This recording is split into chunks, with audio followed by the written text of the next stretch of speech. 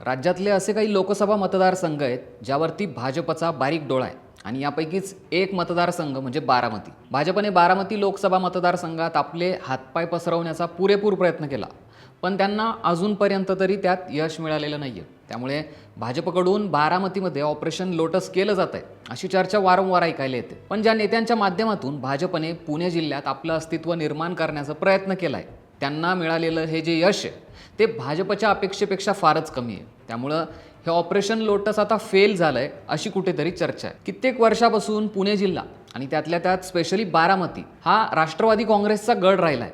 हा गड पोखरण्यासाठी भाजपने दुसऱ्या पक्षाचे काही बडे मासे आपल्या गळाला लावून ताकद वाढवण्याचा प्रयत्न केला. यामध्ये प्रामुख्याने पुरंदरचे काँग्रेसचे माजी आमदार संजय जगताप, भोरवेला मुळशीचे संग्राम थोपटे आणि इंदापूरचे प्रवीण माने यांसारखे नेते, हे सगळे तगडे नेते भाजपने आपल्या बाजूने ओढून घेतले. जर आपण आत्ताच झालेल्या पंचायत समिती आणि जिल्हा परिषदेच्या निवडणुकांचे जर निकाल पाहिले तर भाजपने ही जी प्लॅनिंग केली आहे हिला काही अपेक्षित यश मिळालेलं नाहीये असं आपल्याला दिसतंय. पुणे जिल्ह्यातल्या 13 पंचायत समित्यांपैकी 10 जागेवर राष्ट्रवादी काँग्रेसनेच आपला झेंडा फडकवलाय आणि आपलं वर्चस्व कायम ठेवलंय.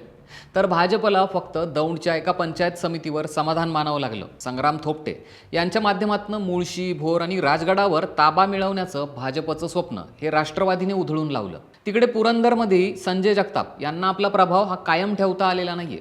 तर इंदापूरमध्ये प्रवीण माने यांचा करिश्मा हा पूर्णपणे यावेळी फिका पडल्याचं आपल्याला पाहायला मिळालं. हे खरं आहे की संग्राम थोपटे आणि संजय जगताप यांच्या माध्यमातून भोर, मुळशी आणि पुरंदरमध्ये भाजपने पहिल्यांदाच आपलं खातं उघडलं आणि तिथे अस्तित्व निर्माण करण्याचा प्रयत्न केला. भोरमध्ये 4 जागा तर मुळशीमध्ये 1 जागा भाजपला जिंकता आली आहे. पण त्यांची ही जी कामगिरी आहे ही भाजपच्या मोठ्या अपेक्षांच्या तुलनेत फारच तोकडी आहे. संग्राम थोपटे हे काँग्रेसमध्ये असताना या तिन्ही पंचायत समित्यांवर त्यांचं पूर्ण वर्चस्व होतं, पण भाजपमध्ये गेल्यावर त्यांना ती पकड टिकवता आलेली नाहीये. त्यामुळे ज्या 3 मोठ्या मोहऱ्यांच्या जीवावर भाजप येणाऱ्या 2029च्या बारामती लोकसभा निवडणुकीचं स्वप्न पाहतीये ते तिन्ही मोहरे स्थानिक स्वराज संस्थांच्या निवडणुकीत सपशेल फेल झालेत अशीच चर्चा राजकीय वर्तुळात आता रंगतीये. त्यामुळे भाजप भविष्यात काही मोठा डाव टाकून बारामतीमध्ये आपले पाय रोवण्याचा प्रयत्न करू शकते का, यावर तुम्हाला काय वाटतं ते आम्हाला कमेंट करून नक्की सांगा. आणि असेच व्हिडिओ पाहण्यासाठी सरकारनं आम्हाला सबस्क्राईब करायला विसरू नका.